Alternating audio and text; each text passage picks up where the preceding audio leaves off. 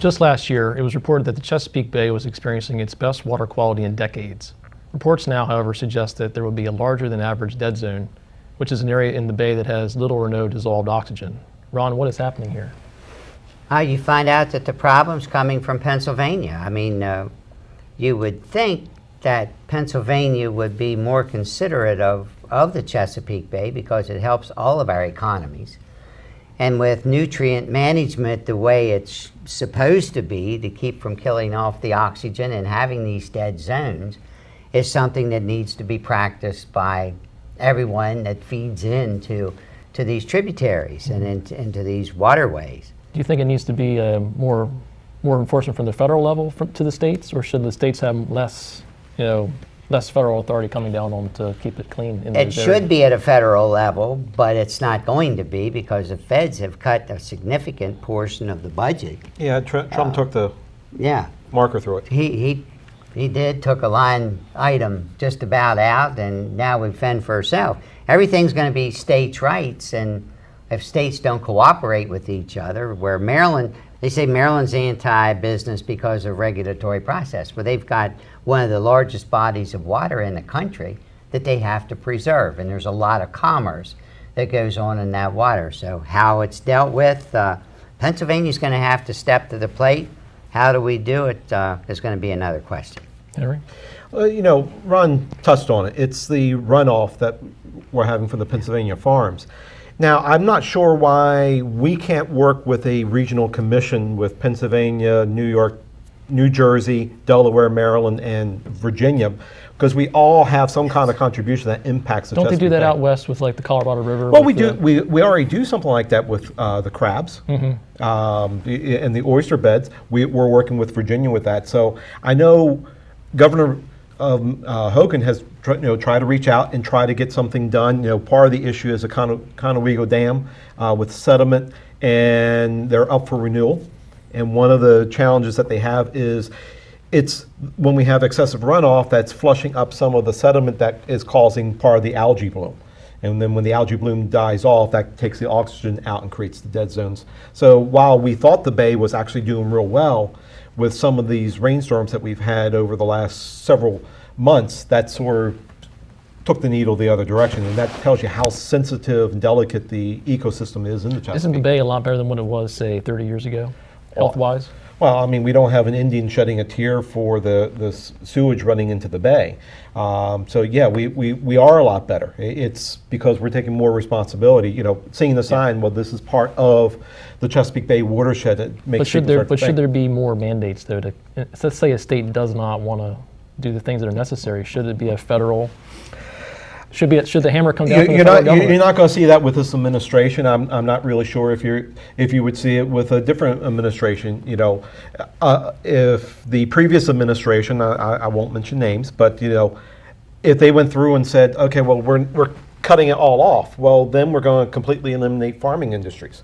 So there needs to be a delicate balance of how we do this, and at this stage, I think there's enough research done that we can start to make improvements, and it's really to the benefit of the states north of us to buy into it. Yeah. Now, I want to say something before Ken does, because I know Ken's very interested in the topic.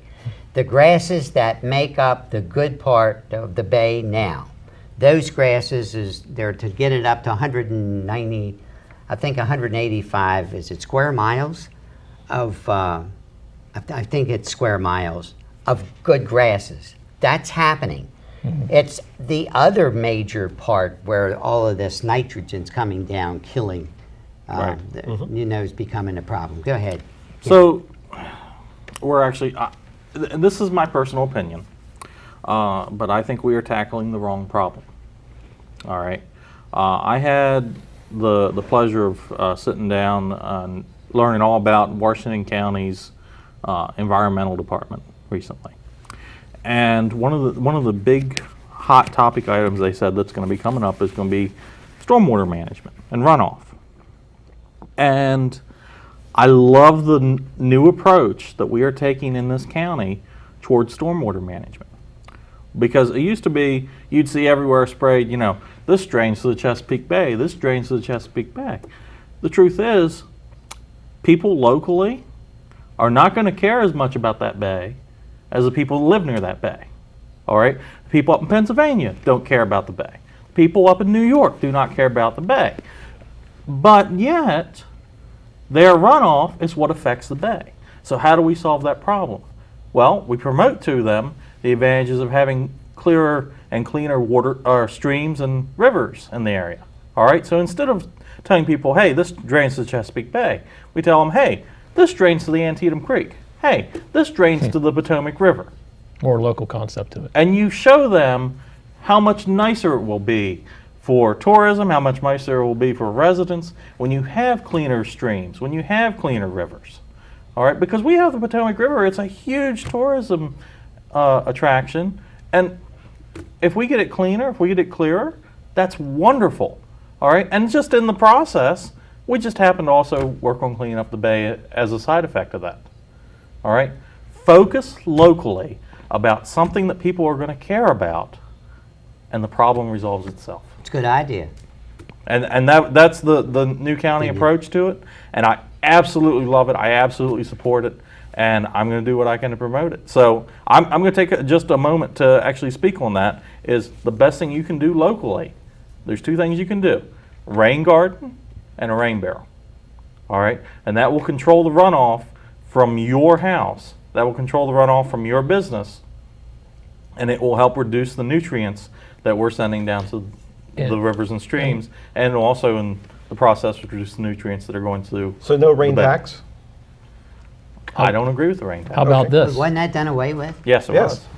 If you do those things that you mentioned about a rain barrel and a rain garden, let's give the homeowner a tax break on it. I absolutely agree on that. Let's reward people for doing good things. But there's communities across this country that are penalizing people for collecting their stormwater. Yeah, and it's And it's absolutely foolish. ludicrous because they're actually harming the environment that way.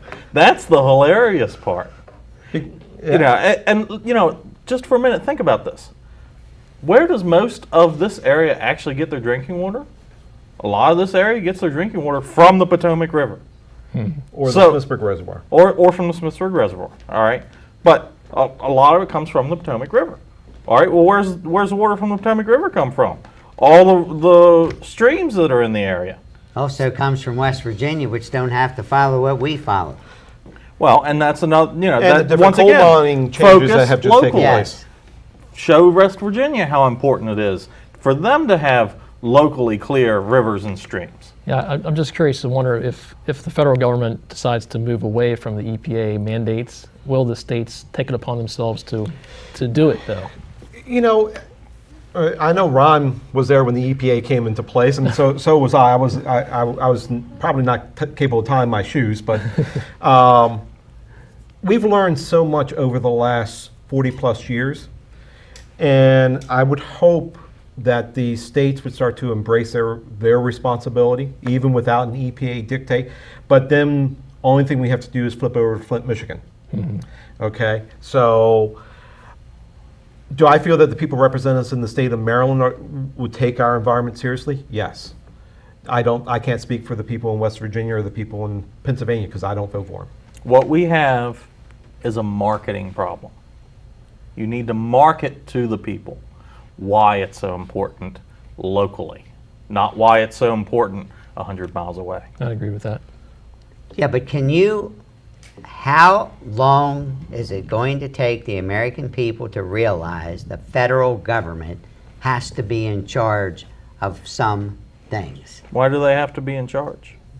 Why not set- Continuity. Okay. Can't why they not set a have regional the- commission? Right. Set a regional commission. Okay. Now- But at the same time, have the federal government provide, okay, here's your guidelines. Yeah, but let them But mandate don't the commission. Don't treat it with a stick. Treat it with a carrot.